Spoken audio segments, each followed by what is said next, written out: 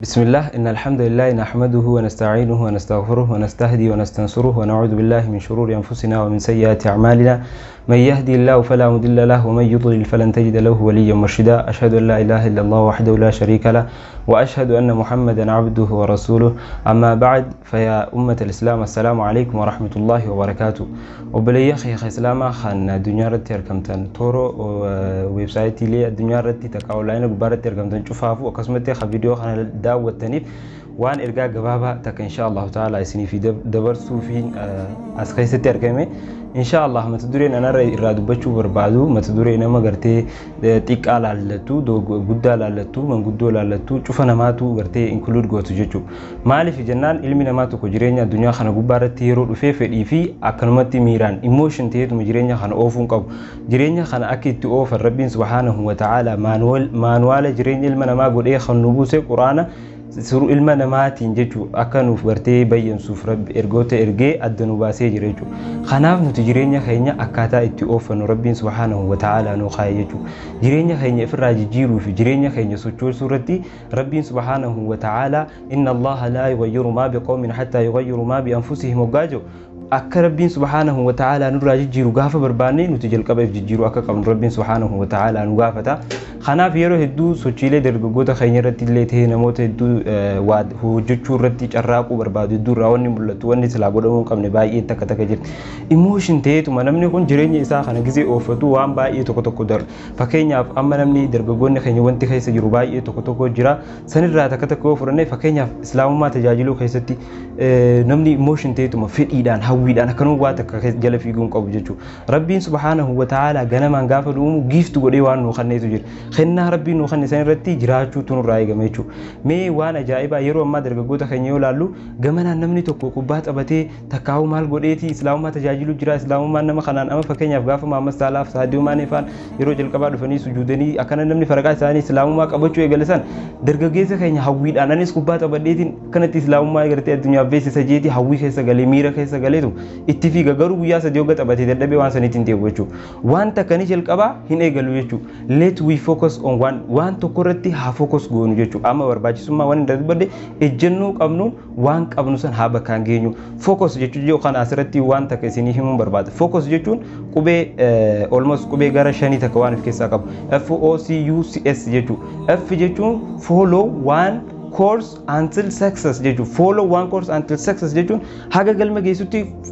كورسي تكقف هرد في جيتو أكن يجون غافا خبالالتي خبانين الدنيا تن إسلامات برلسيتي ويا سيجابتي ديس سنتاني غافا ما سينغرتي أثليتين إسلامات وكو الدنيا تجابي أثليتي أرخ في جيتشاني ناني لنا كيستي الدنيا غرسا غافا ناني بريسان تكو رفي بريسيتين أني سكان غودتي ويا تكو قبدي ويا تكو ديسي سنتاني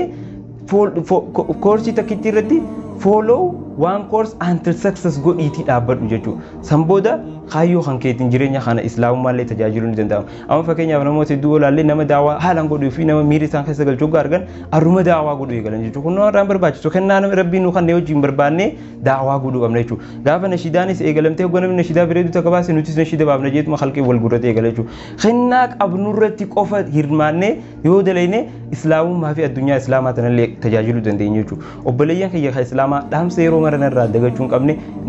nuti emotiona keenya takaa'u miira keenya hordofuun qabnu jechuudha maali wamina naasi rabbiin quraana keessatti hoggaa dubbatu mayyattakhid ilaahahu hawaahu ja fedhii lubbuu isaa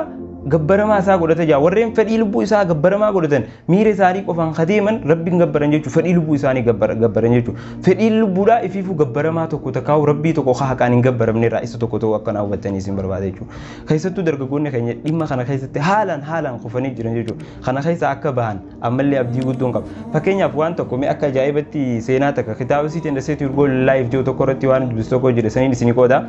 maal jaa kitaaba irratti fakkeenya yeroon fi khaasu akka fakkeenyaa godhe zabana bineensonni dubbatan tokko nu geessa amma adaynu afaanumaan takkaa'u yaadumaan walumaa fakkeessuuf zabana bineensonni dubbatu tokko adaynu zabana san keessa maaltu ture ni beeytani daakiyyee takkaatu ture daakiyyeen bishaan gubbaa deemtu lafa magariisa tana gubbaa maddii isiidhaa jechuun fardi tokko dheedu lafa magariisa bareedu tana gubbaa fardi yeroo dheedu daakiyyeen tun farda kana dhuftee isaa marga bareedaa kana dheedu jirtu dhuftee gaafate yaa farda jetteen akkami jireenya nagaa fayyaa jetteen erga gaafattee booda maal jetteen saboo ati jetteen maaluma taate wama takkallee waa dandeettiillee qabdu barga akka keenyaa kanattillee rabbiin dandeettii gosa meeqa waasiin kaniin eeteen dandeettiin gosa meeqa ta'e ishiin qabdu tun mee hedduu takka mee halaaluga daakiyyeen amma bishaan gubbaa daakiyyee jechuun waan adaanadii bishaan gubbaa deemtu isin maqaa birootillee beeyta rakkoon qabu naannoo keenyatti akkasii yaa'u waan bishaan adii bishaan gubbaa deemtu sani jechuudha fakkeenyaaf ishiin bishaan gubbaa deemuu ni dandeessi akka jalbaatti bishaan gubbaa deemti ammas bararuus ni dandeessi akkasumatti gulufuullee ni dandeessi hummarti dandeettii ishiiti jechuudha fardaan hogga dhaaddachuu barbaaddu amma fakkeenyaaf bishaan gubbaan deemuu danda'a akkasumatti gulufuun ni danda'a akkasumatti ammas bararuun ni danda'a ati waa takka rabbiin beekumsumaa waa takka siin kana ittiin gulufuu malee fiiguu malee ati amma bishaan kana keessa dhuftee kagaseen taate asumatti caccabtaa jettee takka ammoo lubbuun tanteessi baatii jetteen yoo niin bararee jettees waa takka gaa hin haftu jetteen jechuudha kanaafuu ati waa takka hin dandeessu jetteen fardii marga bareedaa agareefuun tanaa akkanatti qaama bareedaadhaan nyaataa jiru kanarraa ol je'eeti maal jetteesii nyaata waa hedduu dandeessu maaliifi amma inni simuufiif deema jechuudha nuti qabeenu jetteen waan takka nama qabee bakkaan ga'e takkaa'u nama waan saniin beekamaa tokko beeyna jeen fakkeenyaaf nuti nama akkasii dhagoo barbaannaa jeen akkana jechuun fakkeenyaaf daakiyyeetu barartuu beekamtuudha jechuudha kan dhageenye jeen nuti daakiyyeen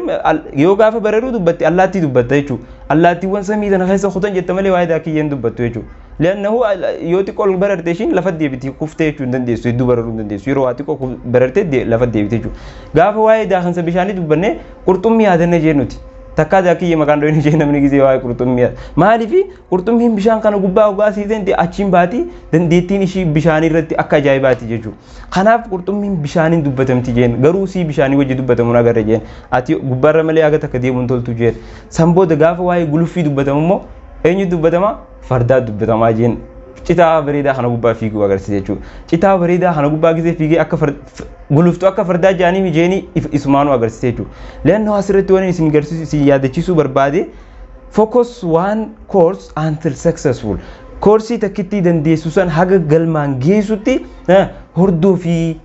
koorsii takkittiin isaa maali guluffiidha jechuudha guluffiidhaan namni tokkichi charge irra fiduu hin danda'u isa malee jechuudha kanaafuu akka daakiyyeetti gosa hunda qabadheetiin gosa hundarraa immoo gadhee taa'u osoo hin taane takkittiin danda'u san qabadheetiin galmaan gahaa jennee yaaduu akka qabnu hedduu takka irra deddeebi'ee isin yaadachiisuun barbaada keessattuu dargaggoonni keenya dhimma ammaa kanaa wajji wal qabatee yeroo islaamummaa tajaajila jennu roga rabbiin subhanahu wa ta'ala gifti godhinu khanne irratti haadawwamnu ergamaan rabbi sallallahu alayhi wasallam hadiisa qulqulluu sahih ta'e keessatti yeroo hedduu maal nuun ja'a ahabbul a'mali ila Allah adwamuha wa in qal irra gaarii dalagaa jechuun gaarii rabbiin akkaan jaalatu dalagaa jechuudha osoo xiqqaattee leedhaa tanii fi namni ishii dalagu san irra turee jechuudha akkana jechuun koorsii takkitti qabu san osoo yeroo xiqqollee hadalagu taate fakkeenyaaf namni witrii salaatu tokko halkan tokko habbaa torba salaatee halkan tokko sagal salaatee halkan tokko immoo dhiisurra halkayyuu sadi salaatee kan dhiisne yoo irra ture rabbi bira jaalatamaa jechuudha kanaafuu koorsii takkitti san qabee bakkaan gahuutu rabbi bira jaalatamaa jechuudha namni torbaan irratti yeroo lama soomanu torbaan tokko abba lamaan soomane torbaan tokko immoo ifirraa dhiisurra torbaan tokko lama soomane torbaan tokko ifirraa dhiisurra torbaanitti yeroo lemeenu takka ammoo yeroo takka jechuudha takka baatitti yeroo sadeen san qofa soomanuudhaan itti fufuutu rabbi biratti jaalatamaadha jechuudha hojiin bareedduu rabbi biratti akkaan jaalatamu hojii mustamirraadha hojii walitti dhaabbattu hojii addaan hin cinnee fi hojii abbaan irratti dawwame jechuudha koorsii takkitti illee osoo taate kanaan rabbiin subhaanahu wa ta'ala khayrii fi mindaa jannata illee nama razaqaa jechuudha obboleeyyan keenya goflaalee adda addaa qaqqabachuudhaan hukkufuu caalaa takkittii qabnu qabannee bakkaan gayuudhaan osoo ni fi jireenya keenya itti fufne hedduu takka gaariidha maanuwaala jireenyaa nu ta'a jechuudha jireenyi kun gorsaa barbaadaa gorsaa godhachuu qabna quraanaa fi hadiisa inshallah ta'ala namni quraanaa fi hadiisa gorsaa qabate hedduu takka gaa kufuu fi jechuun feelarii jireenyaa agartee injifachuu akka danda'u namoonni beekaa kanaafuu cufte keenya quraanaa fi hadiisatti iltizaama godhachuu qabna quraanaa fi hadiisa irraa agartee hordofnee jala deemuu qabna san boodaani inshallah ta'ala rabbiin karaa qaceeloo nu agarsiisa waa hunda qabachuu caalaa maal jaan afaan arabatti man akhadha al-kulla faqada al-kulla jechuun namni waa cufan qabajee waa hundatti rarree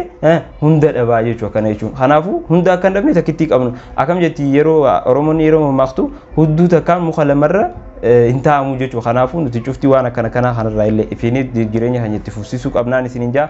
inshallah ta'ala gorsi takaa'u akeekni isin qaceelchuudhaaf kan maaf qabade kana fakkaata hadha ma indi wa billahi tawfiq wassalamu alaykum wa rahmatullahi ta'ala wa barakatuh